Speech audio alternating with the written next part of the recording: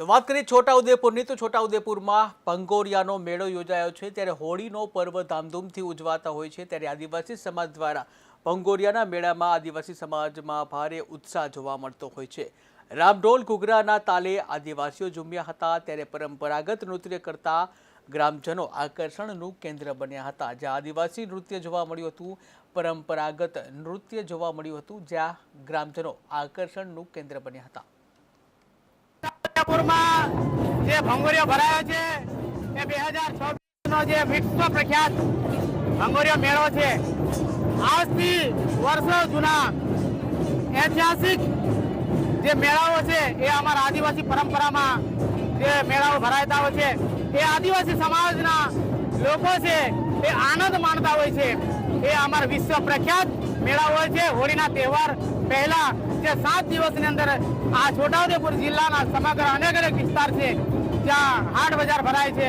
કવાંટમાં ઘેરનો મેળો ભરાય છે। છોટાઉદેપુરમાં આજે શનિવારનો ભંગુરિયો છે, રંગપુરમાં પણ બુધવારનો ભંગુરિયો છે, મંગળવારે અમારે રજુવાટમાં ભંગુરિયો, દેવહાટમાં જ્યારે ગુરુવારનો ભંગુરિયો। આરના જે આદિવાસી અલગ વિસ્તારની અંદર જે આ મેળાઓ જે ભરાતા હોય આદિવાસી વિસ્તારના લોકો એકબીજાના સમાગમ કરી વેશભૂષાઓ વાજિંત્રો લઈ અને આનંદ માણતા હોય છે।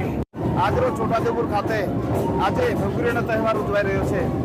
હોળી પહેલા આદિવાસી લોકો પોતાના આગવી અદામાં, પોતાની વેશભૂષામાં આદિવાસી સંસ્કૃતિ પ્રમાણે પોતાના છોટાઉદેપુર જિલ્લામાં આવીને આ હોળીનો તહેવાર ઉજવે છે।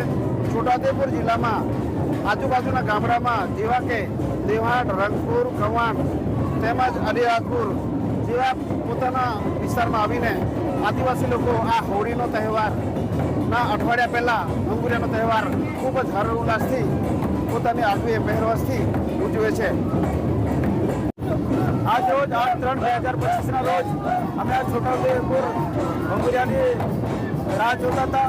તો આજે અમે આ ભંગુરિયો ખૂબ આનંદ ઉત્સાહથી ઉજવવા જઈ રહ્યા છે અને અમે 1 મહિનાથી આ ઢોલ નગારાની તૈયારી કરી રહ્યા હતા અને આજે અમે ખૂબ અમારા ભાઈઓ, બહેનો અને બુજુર્ગો ખૂબ ઉત્સાહથી આ ભંગુરિયાનો આનંદ માણીએ છીએ અને આનંદ મનાવી અમે આ ભંગુરિયાને આદિવાસી કલ્ચરના